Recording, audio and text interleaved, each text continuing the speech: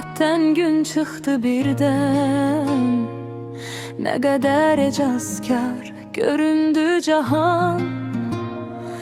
Səni gözləmişdim ömrüm boyu mən. Söylə bəs hardaydın sən bu vaxtacan? Keçib göydərəni, yaşıl çəməni, elə yaxın gəldin, elə uzaqdan. Bəlkə min il əvvəl görmüşdüm səni, sərin su içəndə sən buz bulaqdan.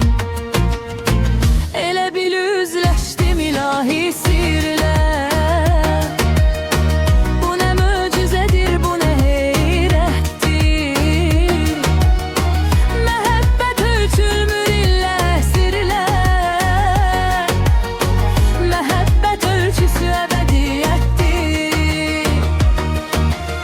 Zöhrə ulduzu tək yanıb o başdan. Üfüqlər aşırdın xəyallarımda. Sən hələ dünyaya göz açmamışdan. Küsüb barışırdın xəyallarımda. Sən gəldin ömrümün arıldışında. Ruhumda ehtiras, ürəyimdə qəm.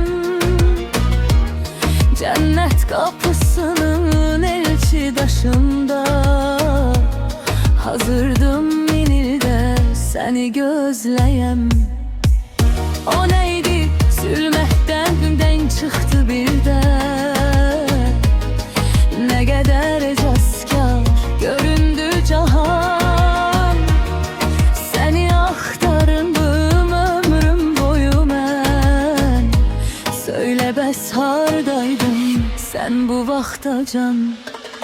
Keçib göydərəni, yaşıl çəməni, elə yaxın gəldin, elə uzaqdan. Bəlkə min il əvvəl görmüşdüm səni, sərin su içəndə sən buz bulaqdan.